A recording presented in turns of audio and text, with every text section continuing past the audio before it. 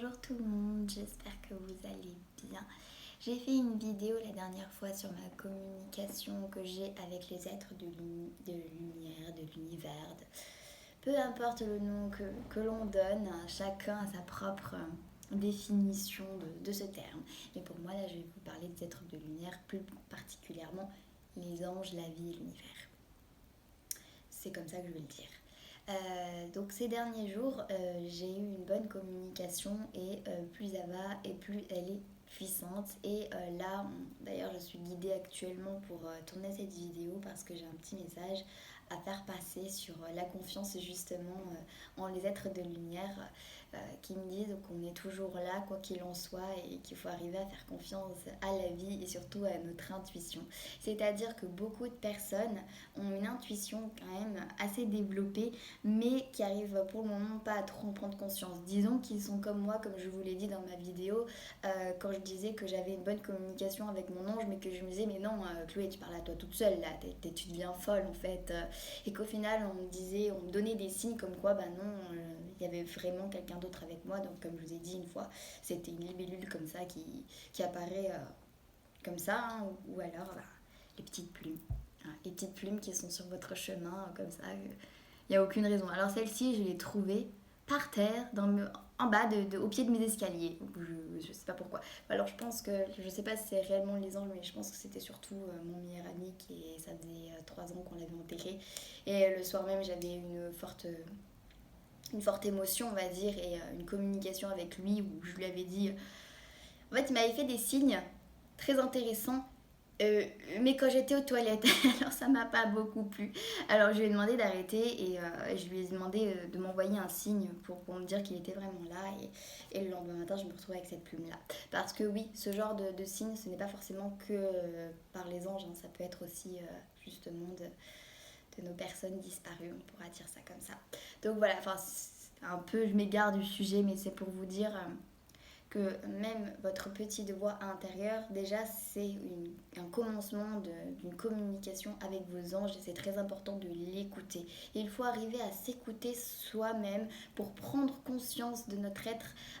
J'avoue, un peu trop facile à dire, mais à faire, mais justement sur des prochaines vidéos, on va essayer de faire des exercices ensemble pour arriver à capter plus facilement ces éléments.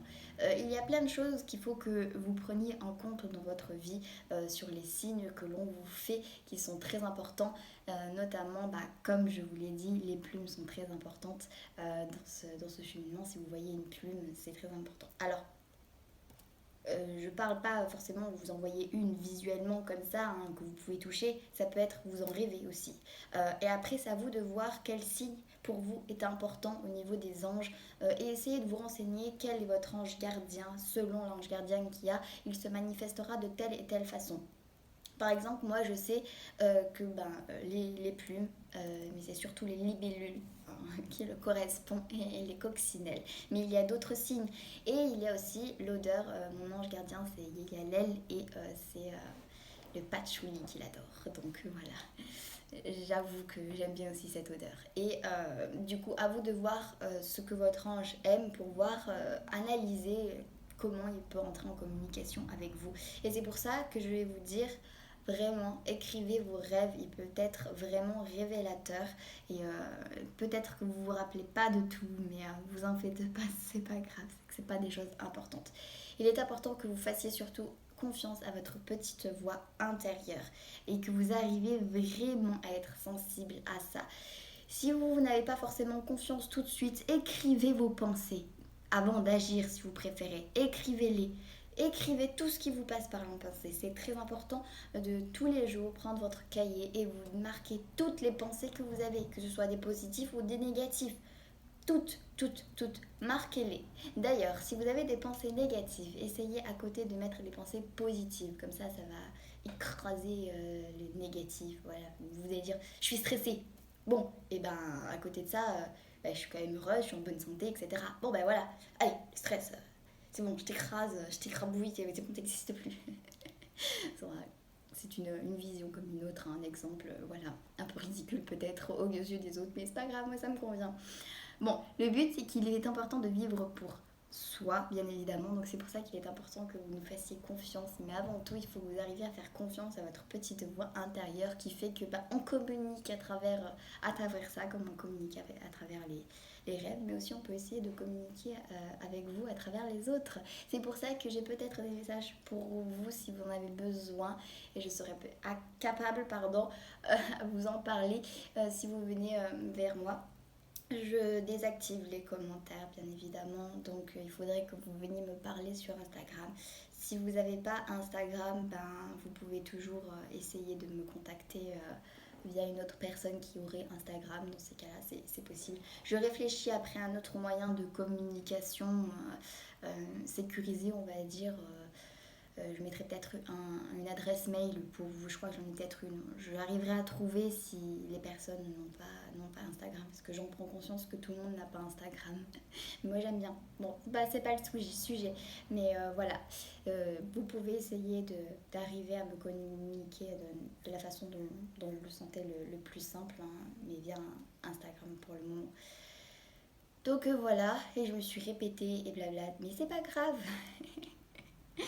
Disons que j'ai plein de choses qui viennent en tête, alors des fois il faut trier, arriver parce que les informations elles viennent trop vite et du coup on n'a pas le temps de réceptionner parce que eux ils vont tellement vite, ils sont tellement nombreux que du coup arriver à capter toutes les informations d'un coup c'est simple, mais alors à aller trier et à vous expliquer tout en détail c'est un peu plus compliqué parfois, surtout que comme je vous l'ai dit je suis dyslexique donc comment dire que quand ça va trop vite j'ai du mal à...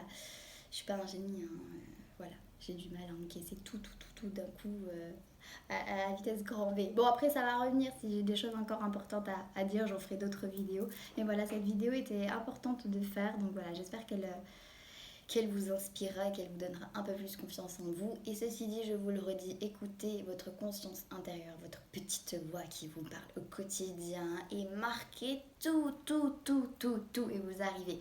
Et vous pouvez même essayer de faire ça en méditation, vraiment, vous vous posez, vous méditez et vous allez voir que vous pouvez essayer d'avoir une communication. Moi, ça m'arrive comme ça, d'avoir mon ange qui vient à moi, qui vient m'accompagner. Et en fait, je me sens plus accompagnée et plus apaisée. Vous pouvez faire ça aussi, parce que c'est bien de communiquer avec ces gens, les êtres de lumière, mais il est important de faire ça aussi avec son âme. Ah oui, plus compliqué à faire qu'à dire, bien évidemment, j'en prends conscience et j'avoue que j'ai mis aussi du temps à essayer de me connecter à mon âme et de parler à mon âme. Oui, c'est possible, c'est réellement possible. Mais comme je vous ai dit, j'ai bataillé et donc voilà. Mais si j'y suis arrivée, vous pouvez aussi y arriver sans aucun souci. Donc voilà, écoutez votre petite voix dans votre tête, faites-nous confiance et ayez confiance en vous, on est partout et on sera toujours là, on vous laisse jamais tomber. Et sachez une chose, que si vous vivez des choses pas marrantes et pas faciles, c'est normal, il y a une raison à cela et il ne faut pas le voir comme une négation mais plutôt comme une opportunité. Donc saisissez cette opportunité et justement quand vous vivez quelque chose de pas marrant, marquez tout ce qu'il y a de négatif et à côté, marquez le positif. Comme ça écrasera le négatif et envoyez le positif à l'univers et vous allez voir que vous allez rayonner. Donc voilà, et on se retrouve pour une autre vidéo pour vous détailler un peu certaines choses dans ce domaine-là. Et je vous dis à bientôt.